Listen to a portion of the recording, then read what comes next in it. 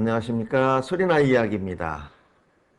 층간소음을 층간웃음으로라는 슬로건으로 관련된 사항들을 살펴보고 있습니다. 오늘은 공동주택 층간소음의 범위가 어떠한 것인지 살펴보도록 하겠습니다. 층간소음 중에서 공동주택 건립 완료 후, 건설 완료 후 입주해서 생활하는 상태에서의 소음을 얘기합니다. 그때 어떤 소음들이 층간소음으로 해당되는지 하는 사항을 살펴보겠습니다. 관련 법령이 두 가지가 있습니다. 공동주택 층간소음의 범위와 기준에 관한 규칙이 하나 있고, 두 번째는 공동주택 관리규약 준칙이 있습니다.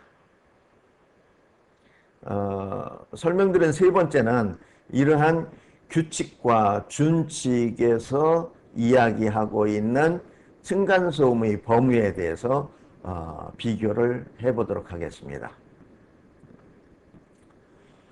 첫 번째 사항입니다. 공동주택 층간소음의 범위와 기준에 관한 규칙은 환경부와 국토교통부의 공동부령으로 되어 있습니다. 이게 법령으로 제정이 되어 있는 것이죠. 규칙에서 설명하고 있는 공동주택 층간소음의 범위라고 하는 정의는 입주자 또는 사용자의 활동으로 인해 발생하는 소음으로서 다른 입주자 또는 사용자에게 피해를 주는 다음 각호의 소음을 이야기한다. 첫 번째, 직접 충격 소음. 두 번째, 공기 전달 소음. 이렇게 두 가지로 나눠져 있고, 층간소음에 해당되지 않는 소음이 일부 명시되어 있습니다. 자, 그러면 직접 충격 소음은 어떤 소음이냐? 뛰거나 걷는 동작으로 인해 발생하는 소음. 이게 대부분이 이제 이 소음에 해당이 됩니다. 뭐 문을 꽝꽝 닫는다든지 물건을 떨어뜨린다든지 하는 소음도 직접 충격 소음에 해당됩니다. 이게 두 번째 공기 전달 소음은 텔레비전이나 음향기기 등의 사용으로 인해서 발생하는 소음.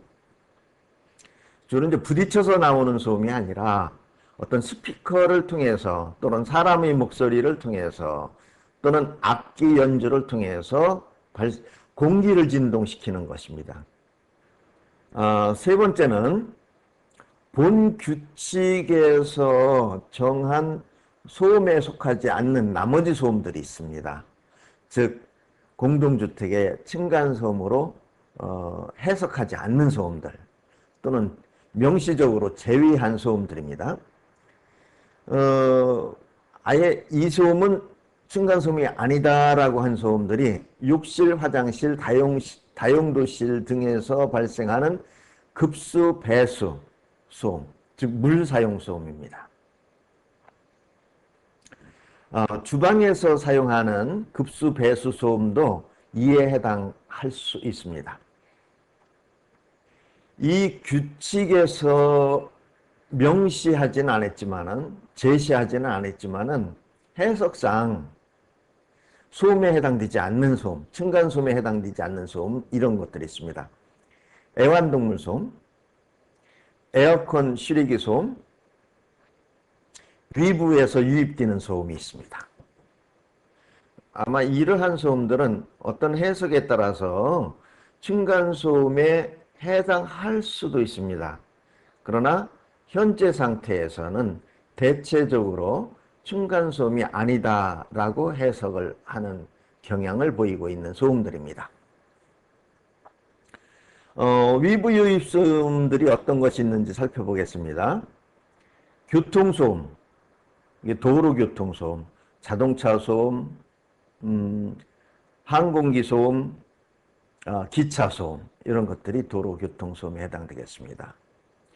공사장 소음, 공장 소음, 확성기 소음, 이런 것들은 층간소음에는 해당하지 않지만은 소음진동관리법으로 다른 종류의, 다른 유형의 소음으로 관리되고 있는 소음들입니다. 본 규칙에서 사용되는 공동주택이라는 용어는 아파트, 연립주택, 다세대주택을 의미합니다. 따라서 다가구주택, 원룸, 단독주택들은 이 규칙에 해당되지 않는다는 점을 이해했으면 좋겠습니다. 두 번째 관련한 법령입니다. 공동주택관리규약 준칙이라 해서 공동주택관리법에 의해서 만들어진 시도별 제정된 준칙입니다. 이 준칙은 공동주택관리법 제18조에 의해서 만들어져 있고, 이 준칙에 따라서 공동주택 단지별로 무슨 아파트 관리규약 뭐 이런 형태로 제정되어서 사용되고 있습니다. 그 내용을 살펴보겠습니다. 입주자 등은 공동주택의 층간소음으로 다른 입주자 등에게 피해를 주지 아니하도록 노력을 해야 한다. 밤 10시부터 다음날 아침 6시까지 뛰거나 문, 창문 등을 크게 소리나게 닫는 행위, 망치질 등 세대 내부 수리 및 탁자나 의자 등을 끄는 행위, 피아노 등 악기를 연주하는 행위, 헬스기구, 골프 연습기 등 운동기구의 사용 행위. 여기까지는 충분히 이해가 되실 겁니다. 여기에 애완동물이 짖도록 관리 소홀한 행위가 포함되어 있고, 그 밖의 층간소음으로 입주자 등에게 피해를 끼치는 행위, 이 두 가지 항목이 앞 슬라이드에서 설명한 공동주택 층간소음의 범위와 기준에 관한 규칙에서 명시되지 않은 그런 내용이 포함된 것이 바로 애완동물 짖는 소리, 그 밖의 층간소음으로 입주자 등에게 피해를 끼치는 행위가 포함되어 있다는 사실입니다. 자제 행위는 오후 10시부터 다음날 오전 6시까지 세탁, 청소 등 소음을 발생하는 가사일 행위, TV, 라디오, 오디오 등으로 인해 소음을 발생시키는 행위, 큰 소리로 듣게 되면 문제가 된다라는 뜻입니다. 주방을 사용하거나 샤워로 인하여 소음을 발생시키는 행위. 자, 여기서 주의할 사항이 공동주택 층간소음의 범위와 기준에 관한 규칙에서는 물 사용, 급수, 배수 사용 소음은 층간소음에 해당되지 않는다고 했었는데, 이 공동주택관리 준칙에서는 주방을 사용하거나 샤워로 인해서 소음을 발생하는 행위도 층간소음으로 보고 있습니다. 다만 해서는 안 된다가 아니라 하더라도 소음을 자제해라, 소음을 줄여라, 이런 의미, 자제 행위로 포함시키고 있습니다. 지금까지 설명드렸던 내용들에 대해서 요거의 범위가 상이한 부분들을 좀 살펴보겠습니다. 직접 충격소음은 규약 준칙 모두 다 층간소음으로 보고 있습니다. 공기전달소음 역시 규약과 준칙 모두 다 층간소음으로 보고 있습니다.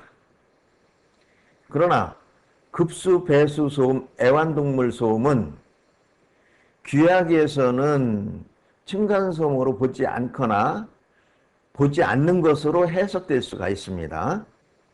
그러나 준칙에서는 층간소음으로 보고 있다 하는 사항입니다. 위부소음, 위부에서 유입되는 소음은 규약이나 준칙 모두 다 층간소음으로 보지 않는다 하는 사항입니다. 소음에 따라서 어, 규약에서 소음으로 인정하는 경우와 불인정하는 경우, 준칙에서 층간소음으로 인정하는 경우와 인정하지 않는 경우가 약간 상이하다는 것을 이해했다면은 그 소음 유형에 따라서 어떤 기준을, 어떤 법령을 적용할 것인지, 어떤 법령이 나한테 적합한지 하는 것을 판단하실 수 있을 것입니다. 이상으로 생활 상태에서의 공동주택 층간소음의 범위에 대해서 설명을 드렸습니다. 층간소음을 층간웃음으로라는 슬로건의 소리나 이야기였습니다. 감사합니다.